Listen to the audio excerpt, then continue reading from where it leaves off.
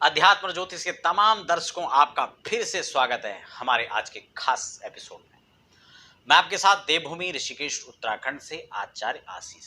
आप भी नीचे कमेंट बॉक्स में अपना या अपने शहर का नाम लिखकर हमारे कार्यक्रम का एक विशेष हिस्सा बन सकते हैं।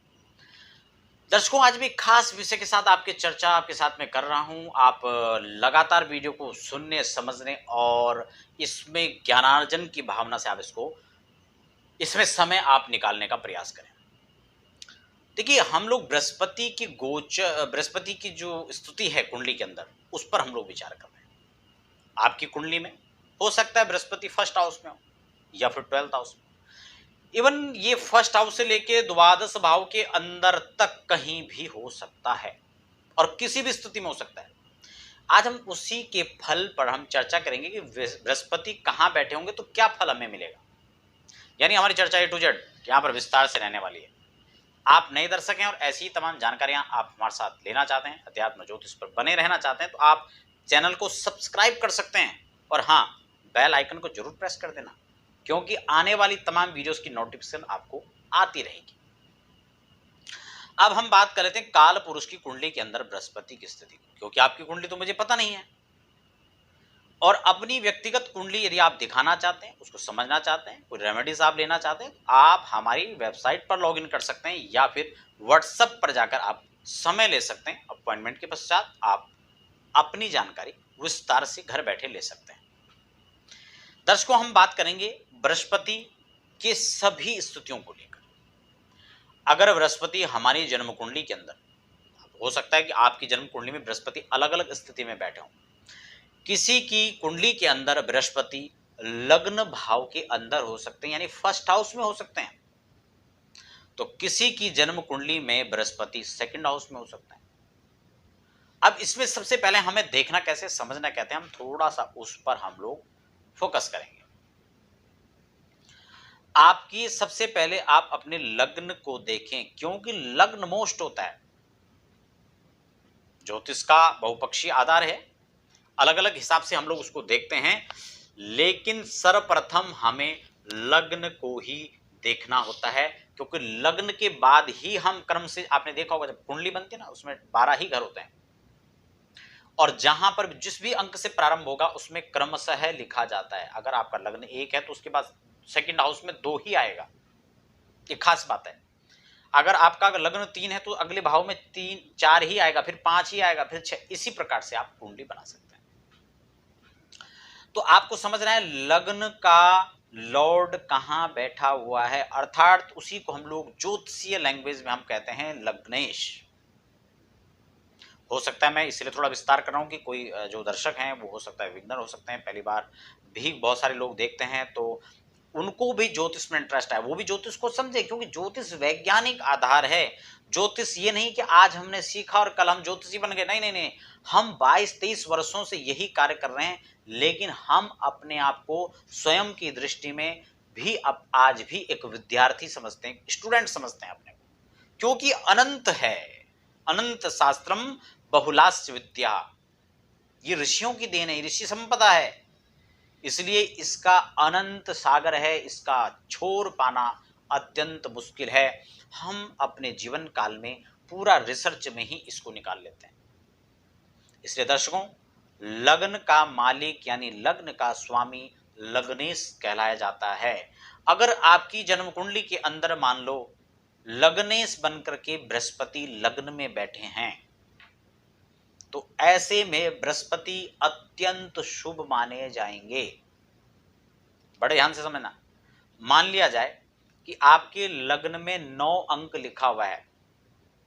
वैसे मैंने बहुत सारी वीडियोस पहले आपको समझाने के लिए व्हाइट बोर्ड के जरिए भी आपको समझाया, लेकिन आज मैं ज़्यादा समझाने का नहीं, क्योंकि बहुत सारे दर्शक हमारे रेगुलर कार्यक्रम को देखते हैं तो उसको समझते हैं। जो नए भी दर्शक हैं उनको मैं समझा देता हूँ। जन्म कुंडली के अंदर जो 12 खाने हैं, उसमें सबसे ऊपर का जो खाना होता है उसको हम फर्स्ट हाउस कहते हैं। आपके पास ये पेपर मैं एक आपको दिखा रहा हूँ, इसमें ये वाला, इसमें 9 ही लिखा हुआ है, आपको यहाँ पर दिख रहा होगा, फर्स्ट हाउस में 9 लिखा हुआ है। ये उदाहरण के तौर पर मैं आपको समझा रहा हूँ, वैसे 9 लिखा हुआ है, तो इसका मतलब अगर यही आपकी कुंडली है, 9 से स्टार्ट आपकी कुंडली होती है और वहां पर बृहस्पति लिखा हुआ है, तो यानी बृहस्पति स्वग्रही आपकी कुंडली में है। आप प्लेलिस्ट में जाकर देख सकते हैं, मैंने बहुत सारे योगों को इसी प्रकार व्हाइट बोर्ड में समझाने का प्रयास किया, आपको पता है उसमें पंच महापुरुष योग भी हैं और अन्य बहुत सारे योग हैं। तो खैर आज हम आज के टॉपिक पर ही चर्चा करेंगे, इधर उधर क्योंकि बहुत सारे विषय हो जाते हैं और मैं नहीं चाहता हूं कि आपको इधर उधर मैं लेकर जाऊं, बल्कि मैं आपको बिल्कुल पॉइंट पर लेकर जाऊं, मैं ये प्रयास करूंगा। तो ऐसे में धनु राशि के बृहस्पति आपको अत्यंत सुखद रहेंगे बहुत सारी चीजों के लिए। अगर यहाँ पर बृहस्पति बैठते हैं, ऐसे में व्यक्ति का आकर्षण व्यक्तित्व होगा और साथ ही साथ बृहस्पति से संबंधित जितनी भी हम विचार इससे करते हैं, उन सभी चीजों के लिए बृहस्पति यहाँ पर बहुत ही श्रेष्ठ माना जाएगा। लेकिन अब ऐसे तो हमें क्या पता कि आपकी कुंडली में कहाँ क्या स्थिति है, तो वो तो आप व्यक्तिगत कंसल्टेंसी का एक आधार हो सकता है। लेकिन आज मैं आपको जो गणना और जो यहाँ पर प्रेडिक्शन आज मैं आपको करूंगा, वो हम काल पुरुष की कुंडली के आधार पर करेंगे। आप कहेंगे काल पुरुष क्या होता है? काल पुरुष यानी मेष लग्न की कुंडली, आप यूं समझ सकते हैं। यानी उसके फर्स्ट हाउस में मेष यानी एक अंक लिखा होगा, वही काल पुरुष की गणना उसी भाव से हम लोग करते हैं, उसी सूत्र विधि से हम करते हैं। It's right. अब हम बात कर लेते हैं आगे। अगर मेष लग्न है और बृहस्पति लग्न में ही बैठे हुए हैं तो क्या स्थिति रहेगी? अब हमें सबसे पहले विचार करना होगा कि मेष का लॉर्ड कौन है? मंगल। अच्छा, मेष किसका घर है? मंगल का घर है, इसको आपको समझना है। यानी जो फर्स्ट हाउस होता है वो मंगल के लिए रिजर्व है। बड़े ध्यान से समझना, आपकी कोई गाड़ी में या फ्लाइट में आपकी सीट रिजर्व है, ध्यान से आप समझें, आपकी कोई सीट रिजर्व है और उसमें कोई दूसरा आकर के व्यक्ति बैठ जाता है, तो क्या आपको बात हजम हो पाएगी? क्या आप उसको स्वीकार कर पाएंगे? तो आप फट से कह देंगे नहीं। लेकिन मैं कहता हूं कि आप शायद स्वीकार भी कर सकते हैं परिस्थितियां बदलने पर। आप कहेंगे कैसे? यदि वही आपके मित्र हों, परम मित्र हों, आपके रिलेशन में कोई हो और वो आकर के आपके रिजर्व सीट में बैठते हैं, तो आप एक्सेप्ट कर लेंगे। क्यों? क्योंकि मित्र है ना, हमारा उनके साथ रिलेशन ही है, आपका घनिष्ठ है ना, इसलिए आप उसको स्वीकार कर लेंगे। और कहीं अगर ऐसा हो कि वो शत्रु आ जाए तो बिल्कुल भी हम उसे एक्सेप्ट नहीं कर सकते हैं, विवाद खड़ा हो जाएगा। और विवाद किस स्थिति में पहुंच सकता है इसको कुछ पता ही नहीं होता है। विवाद तो कहीं तक पहुंच सकता है, उसकी कोई सीमा ही नहीं होती है। इसलिए यही हमें लॉजिक लेकर चलना है। शायद मुझे लगता है, होप आप बात को समझ पा रहे होंगे। अगर हमें बृहस्पति की कंडीशन को समझना है, बृहस्पति को समझना है, बृहस्पति के फल को समझना है, तो हमें लग्न को समझना पड़ेगा। और लग्न को समझने के लिए हमें यह समझना होगा कि लग्न किसका है, किसके लिए रिजर्व है। जब मैं आपको धनु लग्न की कुंडली दिखा रहा था तो वो बृहस्पति का अपना घर था, उनकी अपनी रिजर्व सीट है, वहां बैठेंगे तो बहुत अच्छी बात है, बड़े कंफर्टेबल होकर बैठेंगे, कोई दिक्कत नहीं है। वहां पर अच्छे थॉट्स उनके अंदर होंगे, अच्छी क्रिएटिविटी वहां पर कुछ कर सकते हैं, उस समय को बहुत अच्छे से अच्छे कार्यों के लिए निकाल सकता है कोई व्यक्ति। उस भाव से संबंधित फल है वो आपको वहां पर वृद्धि और बढ़ोतरी देखने को मिलेगी। लेकिन अगर वह घर शत्रु का है तो नहीं चलेगा। अगर मित्र का भी है तो भी चल जाएगा। क्यों? क्योंकि मित्र के साथ वो वहां पर घुल मिल करके वार्तालाप करते हुए एक दूसरे से अपनी बातों को शेयर करते वहां पर आगे बढ़ेंगे। ये उदाहरण है। अगर बृहस्पति मेष लग्न की कुंडली में लग्न में बैठते हैं तो आप समझ चुके होंगे मैं क्या कहना चाह रहा हूं। यहां पर मेष लग्न वालों के लिए मेष के अंदर लग्न में बृहस्पति उत्तम फल को देने में समर्थ रहेंगे। आशा करता हूं आप मेरी बात को समझ रहे होंगे। यानी लग्न के अंदर अगर बृहस्पति बैठते हैं तो यहां पर अच्छा रहेगा। लेकिन किस किस चीजों के लिए? लग्न से हम तन का विचार करते हैं, और लग्न तो कुंडली के अंदर सर्वस्व कहा जा सकता है। देखो, जब हमारे पास सुंदर शरीर होगा तो उसके बाद ही सब कुछ होगा। हेल्थ इज फर्स्ट, स्वास्थ्य प्रथम है, समझ रहे हैं। लेकिन हमें यह जरूर देखना होगा कि लग्न पर किसी पाप ग्रह की दृष्टि तो नहीं है।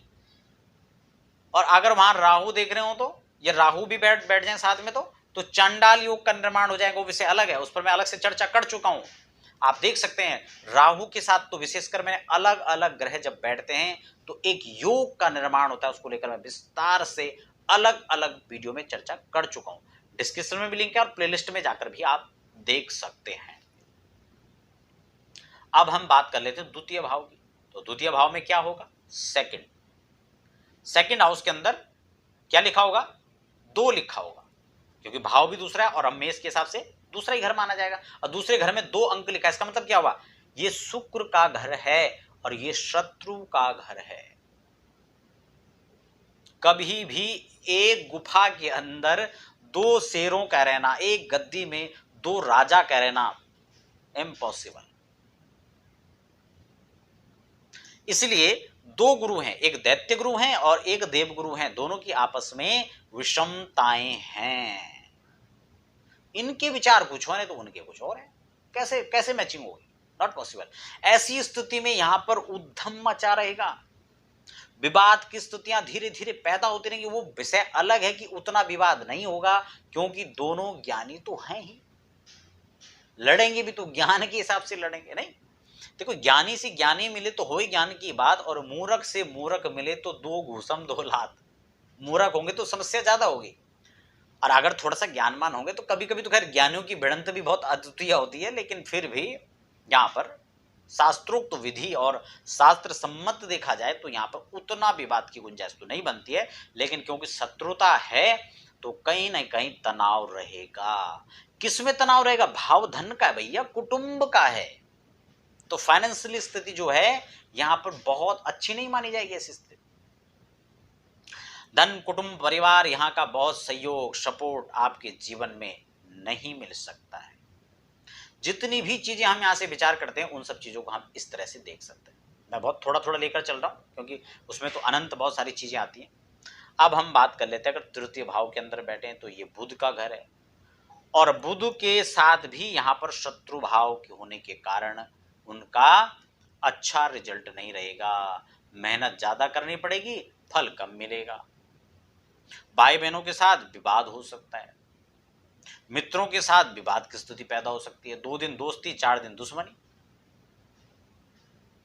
मान सम्मान की बात करें तो यहाँ पर यश, मान, प्रतिष्ठा, सम्मान, इस सब चीजों में कहीं ना कहीं कमी, रुकावट, दिक्कत, जहां 2 कदम चले ठोकर लग गया, तो स्ट्रगल बहुत ज्यादा रहेगा। उसके अनुरूप फल की स्थिति कम बन जाती है। अगर वही चतुर्थ भाव के अंदर बैठ जाए, चौथे भाव में बृहस्पति बैठ जाए, अब चौथे भाव में बैठेंगे तो कर्क राशि के ऊपर बैठेंगे, और कर्क राशि में तो ये मकरे मंगलस्तता करके तू गुरे गुरु, अब यहां पर ये उच्च स्थिति में बैठ जाएंगे। समझ रहे हैं आप? और उच्च होकर केंद्र में बैठना बृहस्पति तो कई मायनों में कई सारी चीजों के लिए अत्यंत श्रेष्ठ होता है। इसलिए यहाँ पर विचार करने की ज्यादा आवश्यकता नहीं है। सुख का भाव है, माता का भाव है, जितनी भी चीजें जुड़ी हुई हैं, माँ का प्यार मिलता रहेगा, आशीर्वाद मिलता रहेगा, और दुनिया की सारी संपत्ति आपके कदमों में रहेगी। हर सुख आपके पास आएगा, हर वैभव आपके पास है। इवन यहाँ पर कुछ भी ऐसा नहीं है जो आपके लिए असाध्य है। तो अति उत्तम यहाँ पर उसका फल है। लेकिन पंचम भाव के अंदर बैठेंगे तो सिंह राशि हो गया। सिंह का मतलब सूर्य हुआ, और सूर्य के साथ इनकी मित्रता है। सूर्य की रिजर्व सीट में आकर बृहस्पति बैठेंगे, सूर्य कहेंगे भैया मेरे मित्र हैं, चलेगा, कोई बात नहीं, बैठो। यहाँ पर तरक्की क्या मिलेगी? यहाँ पर तरक्की आपको जो है एजुकेशन फर्स्ट, क्योंकि उसी चीज का घर माना जाता है, संतति का घर माना जाता है। आपकी शिक्षा, संपत्ति के साथ साथ त्रिकोण भाव कुंडली के अंदर कई मायनों में महत्वपूर्ण हो जाता है। और बृहस्पति अगर यहाँ आकर बैठते हैं अति उत्तम, ठीक है ना। ये मित्र के घर, अगर ये स्वग्रही होकर के बैठ जाए तो भी बहुत अच्छा है। केंद्र त्रिकोण मूल, अपनी मूल त्रिकोण राशि में बैठ जाए तो भी अत्यंत श्रेष्ठ है। तो कुल मिलाकर के त्रिकोण भाव में यहां पर बैठते हैं तो आपका शिक्षा अच्छा रहेगा, शिक्षा अच्छा रहेगा, आपकी संतति का प्लान यहाँ पर अच्छा रहेगा, संतति का सुख आपको अच्छा मिलेगा। या फिर यूँ भी कह सकते हैं कि शिक्षा के बाद अगला नेक्स्ट स्टेप आपका धन का होता है, फाइनेंस का होता है, तो वो आपकी स्थिति यहाँ पर बेहतर आपकी बनी रहेगी। और ख़ास बात कि इसकी दृष्टि सीधा एकादश भाव पर रहेगी और 11th हाउस पर जब गुरु अमृतमयी दृष्टि से देखेंगे, तो फाइनेंशियली तो आपको मजबूत बनाएँगे। अब छठे भाव के अंदर अगर बैठेंगे तो खर्च भाव पर दृष्टि होगी और शत्रु के घर में बैठ जाएंगे, यहाँ समस्याएं उत्पन्न होंगी। अमृतमय दृष्टि से थोड़ा चेंजिंग आ सकती है कि जो आपका खर्च हो रहा है वो बहुत ज़्यादा आपका नकारात्मक दिशा में नहीं, सकारात्मक दिशा में भी हो सकता है। ऐसे में आपको जन्म कुंडली का आधार के साथ गोचर पर विशेष फोकस करना चाहिए और गोचर काल में आप समय समय पर लाभ ले सकते हैं। इसीलिए मैं गोचर की तमाम अलग से आपको जानकारी देता रहता हूं समय समय पर। अब हम बात कर लेते हैं 7th हाउस के अंदर, वह फिर वही है, तुला राशि में बैठ रहे हैं और तुला किसका होता है? शुक्र का। और शुक्र के घर में जब बैठेंगे तो तनातनी की स्थिति आ जाएगी। दाम्पत्य जीवन में शुक्र वहां का, एक तो वहां का कारक माना गया है, काम का कारक माना गया, भौतिक सुखों का संसाधन का कारक माना गया। साथ ही साथ ये सप्तम भाव के अंदर ही बैठे हैं, साथ ही साथ वहां बृहस्पति साथ में आ जाते हैं, तो कहीं ना कहीं आपकी मैरिड लाइफ में विक्षेप पड़ जाएंगे। हलचल हो सकती है, चाहे लव लाइफ हो, पार्टनर आपके लव पार्टनर हो, आपके बिजनेस पार्टनर हो या आपकी लाइफ पार्टनर हो, यहां पर ये कलह कलेश तो करेगा ही करेगा, उद्विग्न मना यहां पर रहेगा। ऐसी स्थिति में यहां पर इनसे संबंधित उपायों की आवश्यकता है, लेकिन वो पर जन्म कुंडली का पूरा आधार देख के बाद ही निश्चित करना चाहिए। अब अष्टम भाव के अंदर हम बात कर लेते हैं तो यहाँ वृश्चिक होगा और वृश्चिक का मतलब मंगल होता है, मंगल का मतलब इनका मित्र होगा। अब बृहस्पति अपने मित्र के घर अष्टम भाव के अंदर यदि बैठते हैं तो यहाँ पर अष्टम में बृहस्पति एक चीज और है, अगर यहाँ पर थोड़ा भी बृहस्पति की स्थिति में कोई न्यूनता आती है तो रोग यहाँ पर देगा, अपनी दशा में तो सुनिश्चित देगा। और पेट की बीमारियां ये जो है यहाँ पर जन्म देता है। शुक्र और बृहस्पति ये दो फटाक से ऑपरेशन भी कराते हैं बहुत जल्दी, जैसी दशा ही वैसे काम हो गया। कई बार तो दशा आते आते कराते, कई बार जाते जाते, 2 बार तो इस बहुत थोड़ा सा है। हाँ, इसका बहुत अलग है खेल रहा। जहां शुभ है वहां अशुभ की स्थिति में भी बहुत अशुभ माने जाते हैं, आपको ये ध्यान में रखना है। बृहस्पति के वहां बृहस्पति संबंधित उपाय करने चाहिए और बृहस्पति से हमें उनसे रिलेटेड क्या क्या ऐसी चीजें जो हमें दान करनी है, जो हमें पान करना है, जो हमें उसको अपने दैनिक दिनचर्या में शामिल करना, वो सब तमाम चीजें। मैं वैसे नवग्रहों के लिए अलग अलग रेमेडीज के लिए भी अलग अलग एपिसोड बना चुका हूँ, अपने हिसाब से उनको देख सकते हैं और समझ भी सकते हैं। अब हम बात कर लेंगे नवम भाव के अंदर। अब यहाँ पर बहुत अच्छी बात है क्योंकि नवम में 9 अंक ही लिखा होगा, काल पुरुष की गणना कर रहे हैं हम लोग, आपकी कुंडली पर नहीं, क्योंकि हो सकता है आपकी कुंडली पर वहां 9 नहीं वहां 10 लिखा हो, शनि का घर हो जाएगा। इसलिए मैं आपको समझा रहा हूं अलग अलग घर के हिसाब से, समझने बात को। तो अगर 9 लिखा होगा, मेष लग्न की कुंडली होगी यानी काल पुरुष की कुंडली होगी, नवम भाव का फल समझना होगा, तो यहां पर बृहस्पति अपने घर के होंगे और भाग्य स्थान पर होंगे। इसी के साथ साथ जहां जहां दृष्टि पड़ेगी वहां वहां तो अत्यंत सुखद रहेगा, जैसे कि 2, 3, 4, 5 लग्न पर पड़ेगी, 6, 7 पराक्रम पड़ेगी, 8, 9 पंचम पर पड़ेगी और कुंडली के मोस्ट स्थान है। और भाग्य भाव में बैठेगा तो भाग्य मेहरबान तो गधा पहलवान, कोई कमी नहीं। तो बहुत अच्छा श्रेष्ठतम फल यहां देगा, लक आपके साथ रहेगा। और जब जब इसकी दशा आएगी ना तब तक तो ये आपके लिए बल्ले बल्ले कर देगा, कोई दिक्कत नहीं। अगर हम दशम के अंदर देखें इसके प्लेसमेंट को, बृहस्पति अब वही शनि के घर में बैठेंगे, तो यहां पर केंद्र में है सबसे खास बात ये, और इसके साथ साथ में नीच के हो जाएंगे। किसके हो जाएंगे? यहां पर नीच के। अब नीच के बृहस्पति यहां पर सुखद परिणाम नहीं देंगे। अब इसकी दृष्टि भी चौथे भाव पर पड़ेगी तो नीच की पड़ेगी, नीच दृष्टि पड़ेगी, समझे? तो ये बहुत अच्छा नहीं रहेगा, खासकर उन लोगों के लिए तो विशेष भी अच्छा नहीं रहेगा जो गवर्नमेंट एम्प्लॉय हैं। अगर गोचर में आएगा और अगर यहां नीच का ही बैठा है तो सरकारी नौकरी बहुत मुश्किल,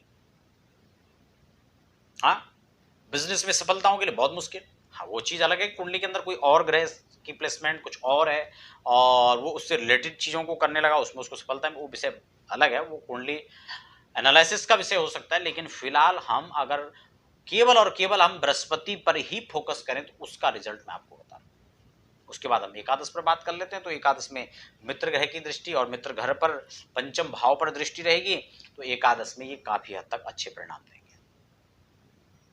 ठीक है, उसके बाद द्वादश की बात कर लेते हैं। एकादश में चाहे फाइनेंस की हम बात करें या फिर हम शिक्षा, क्योंकि पंचम भाव से कनेक्शन रहेगा। ठीक है, लग्न से नहीं, दो दो तीन चार पांच, पराक्रम से रहेगा 6 7, पंचम से रहेगा 8 9, और कहीं ना कहीं दाम्पत्य जीवन की बात करेंगे तो वहां से भी कनेक्शन रहेगा। ऐसे में कई बार क्या होता है ना कि विवाह के बाद भाग्योदय होता है, पत्नी नौकरी वाली अच्छी मिल जाती है या पति बहुत अच्छी सर्विस वाले मिल जाते हैं, और कई बार वहीं से हमारी जीवन की नई यात्रा स्टार्ट होती है जो काफी सफल रहती है, काफी अच्छी रहती है, काफी हम एंजॉय कर पाते हैं लाइफ को अपना। तो एकादश में वहां पर उसकी स्थिति बहुत अच्छी मानी गई। अब हम 12th हाउस में विचरण पर क्या स्थिति वहां पर बनेगी, वहां पर आप ये मान के चलें कि आपका मित्र का घर होगा, मंगल का, सॉरी बृहस्पति का अपना घर होगा, द्वादश 12th हाउस पर। अपने घर पर बृहस्पति होंगे, यहाँ खर्च तो बढ़ाएंगे, दृष्टि आपके कर्ज भाव पर रहेगी, शत्रु भाव पर रहेगी, इनका दमन भी करेंगे, लेकिन खर्च भी बढ़ाएगा, आमदनी के स्रोत भी अच्छे होंगे, और इससे ज्यादा जीवन में और अच्छा क्या हो सकता है, कमाई भी और खर्चा भी बैलेंस होना चाहिए। धर्म कर्म में खर्चा होगा, बृहस्पति यहाँ कोई अनाप शनाप खर्चा नहीं कराएंगे, धर्म में खर्चा होगा, सनातन संस्कृति सभ्यता के लिए खर्च होगा, आपके अपने जिस चीजों को आप इंपोर्टेंस देते हैं वो आपकी जो सोच होगी, वो आपकी सोच आपको गलत दिशा में नहीं लेकर जाएगी, वो आपको सही डायरेक्शन में लेकर जाएगा। और ऐसे में जब आप वो खर्च करते हैं तो वेस्ट नहीं, फिर वो इन्वेस्ट ही कहा जाएगा, चाहे आप उसको खर्च भी कर रहे हो। समझ रहे हैं? तो इसलिए द्वादश के अंदर भी वह स्थिति बुध बृहस्पति की अच्छी ही रहने वाली है, लेकिन इन सभी चीजों में हमें यह जरूर देखना है कि वहां पर स्थिति क्या है। बृहस्पति वहां पर उस भाव में बैठे तो हैं, लेकिन और ग्रह कौन कौन कौन वहां देख रहा है, किस दृष्टि से देख रहा है, घर की हमने बात कर ली है, ग्रह की और ग्रह के फल की हम चर्चा कर चुके हैं। तो दर्शकों, आशा करता हूं आपको आज का विषय काफी रोचक लगा होगा, काफी कुछ सीखने को भी आपको मिला होगा। आपको वीडियो अच्छी लगती है, खराब लगती है, आप मुझे कमेंट में जरूर बताएं। क्या हम इसमें और एक्स्ट्रा ऐड कर सकते हैं, उसके लिए भी आप मुझे जरूर बताएं, और साथ ही साथ आप वीडियो को जरूर शेयर करें ताकि ज्योतिष की नॉलेज हर व्यक्ति तक पहुंचे। दर्शकों, आप बने रहें। व्यक्तिगत समस्याओं के लिए, व्यक्तिगत क्वेश्चन के लिए आप हमारी वेबसाइट पर लॉगिन कर सकते हैं, और वीडियो से संबंधित जानकारी के लिए आप कमेंट बॉक्स में अपना प्रश्न लिख सकते हैं। आप बने रहें और हमें दीजिए फिलहाल इजाजत। धन्यवाद।